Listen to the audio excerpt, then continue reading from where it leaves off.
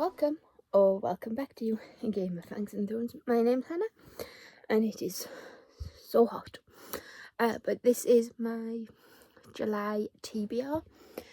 In the month of June, as you know, I don't do monthly wrap-ups, I do read 9 by 1.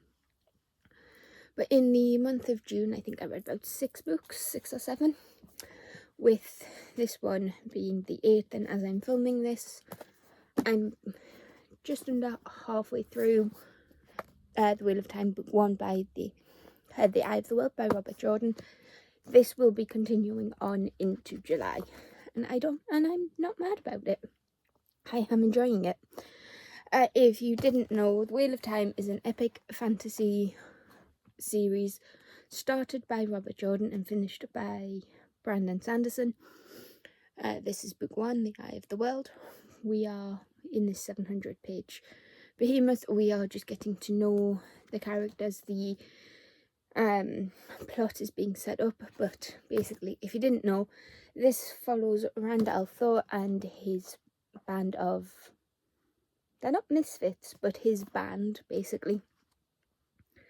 When their village is attacked by terrifying creatures, Randall Thor and his friends are forced to flee for their lives. An ancient evil is stirring, and its servants are scouring the land for the dragon reborn, the prophesied hero who can deliver the world from darkness. In this age of myth and legend, the Wheel of Time turns. What was, what may be, and what is may yet fall under the shadow. Now this may have one of the best first lines ever. Well, that's the prologue.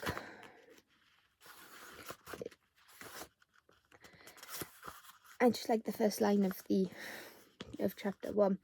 The Wheel of Time turns and ages come and pass, leaving memories that become a legend.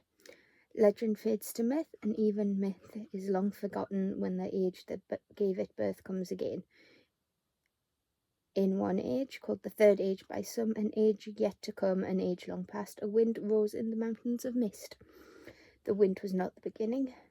There are neither beginnings nor endings to the turning of the Wheel of Time, but it was a beginning. I just love that. It sets the tone perfectly. This is vague for a reason, I think, because there's so much in there. Pardon me. So, we will pick 5 out of here again. The reason being is because this is a chunker. And at the end of July, I'm going away for a week. So I'll probably just take my Kindle, just to save on packing and space. So I'm just going to pick 5 books and then I'll just read on my Kindle in that last week. So I'll pick 5.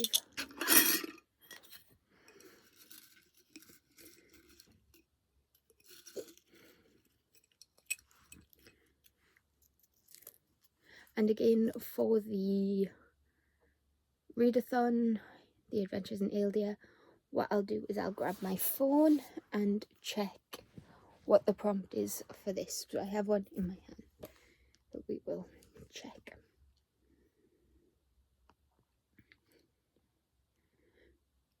I can tell I should have done this before I started filming, but you know, when do I ever do anything in a normal way? Read when it's light, so I can just read anything, basically. So that's an easy prompt to fulfill. We have Poisoned by Jennifer Donnelly. So, Poisoned by Jennifer Donnelly. I've had this for so long. I think it is a take on Snow White, but we'll read the back. Break the enchanted mirror, crush the poisoned apple, seize your own, happily ever after. Once upon a time, a girl named Sophie rode into the forest with the Queen's huntsman. Her lips were the colour of ripe cherries, her skin as soft as new-fallen snow, her hair as dark as midnight. When they stopped to rest, the huntsman pulled out his knife and took Sophie's heart. It shouldn't have come as a surprise. Sophie had heard the rumours. They said she was too kind and foolish to rule, a disaster of a future queen, And Sophie believed them. She believed everything she'd heard about herself, the poisonous words people used to keep girls like Sophie from becoming too powerful, too strong. With the help of 7 mysterious strangers, Sophie manages to survive, but she must find the courage to face an enemy even more terrifying than the brutal queen, and prove that the darkest magic can't extinguish the fire burning inside every girl, and that kindness is the ultimate form of strength. So when did this come out? I feel like I've had this for a while. First published in Great Britain in 2020. So it's a backlist title. I can't remember if it's on my backlist TBR though.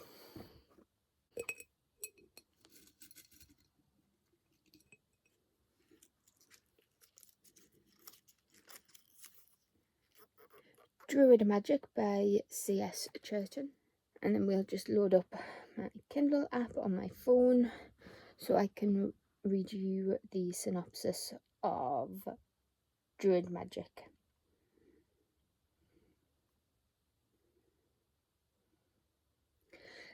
Lyssa, L-Y-S-S-A, Lyssa, wanted one thing: to get accepted to college.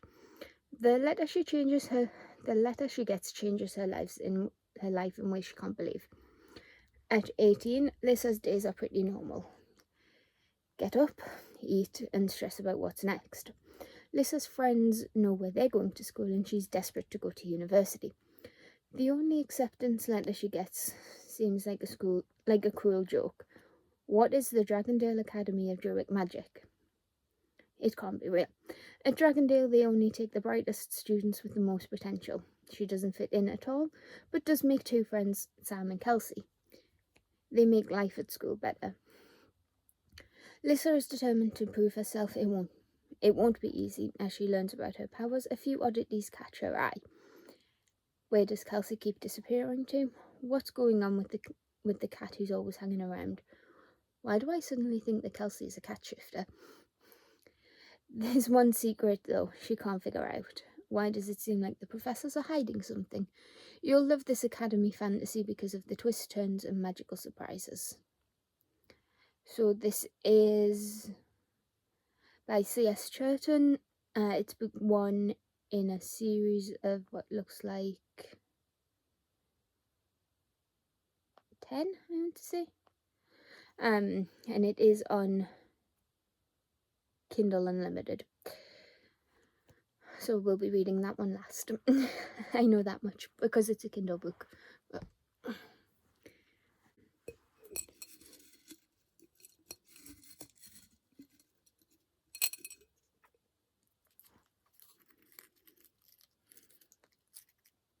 Circe by Madeline Miller. Circe by Madeline Miller. Madeline Miller.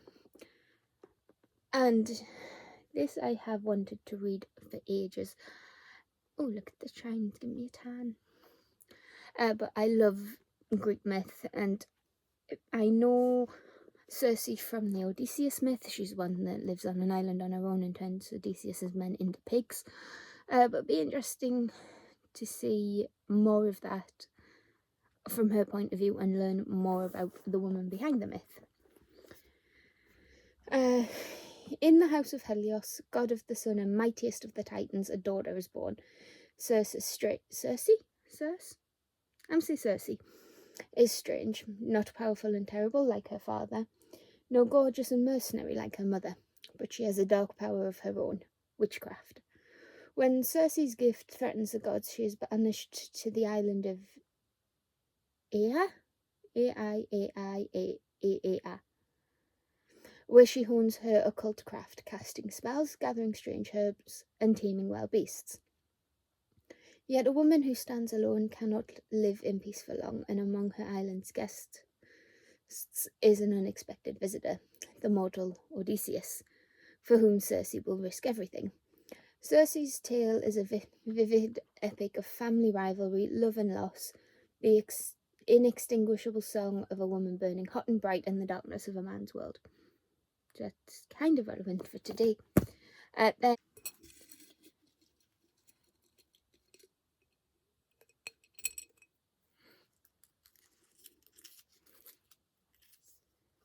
Our Violent Ends by Chloe Gong. Our Violent Ends by Chloe Gong. This is the sequel and conclusion, I believe, to These Violent Delights, which is an imaginative, alluring retelling of Romeo and Juliet set in 1920s Shanghai.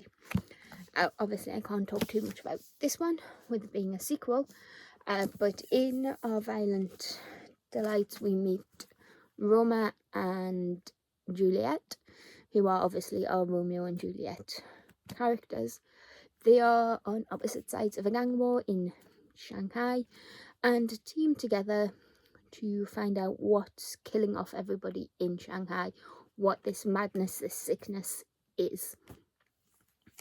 And I thoroughly enjoyed the first book. It's just taken me so long to get the sequels because, you know, fantasy readers like their series. Well, sorry, fantasy authors.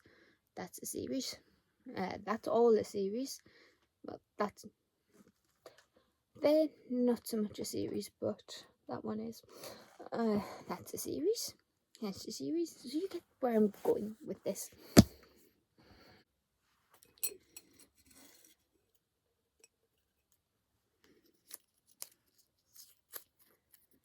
And City of Dusk by Tara Sim. City of Dusk by Tara Sim. I'll admit I know nothing about this other than it's doing the rounds on BookTube and cover buy. I will admit this is a cover buy. Darkness falls, gods rise. The four realms, life, death, light and darkness, all converge on the City of Dusk. For each realm there is a god, and for each god there is an heir. But the gods have withdrawn their favour from the once vibrant and thriving metropolis, and without it, all of the realms are dying. Unwilling to stand by and watch the destruction, the four heirs, Angelica, an elementalist with her eyes set on the throne, Risha, a necromancer fighting to keep the peace, Nicholas, a soldier who struggles to see the light, and Tasia, a shadow-wielding rogue with a reckless heart, will become reluctant allies in the quest to save their city. But their rebellion will cost them dearly. Set in a world of bone palaces and shadow magic, of vengeful gods and defiant chosen ones, The City of Dusk is Tara Sim's crackling adult fantasy debut. And it kind of matches my nails. And the prompt for Adventures in Aildia, as I just mentioned before I started hunting for books, is to read in the light, so I can read any of these and it'll still count. But that's it for this video. Give it a like if you liked it and hit that subscribe button if you want to see this. Talk about these, and I'll see you in the next one. Bye.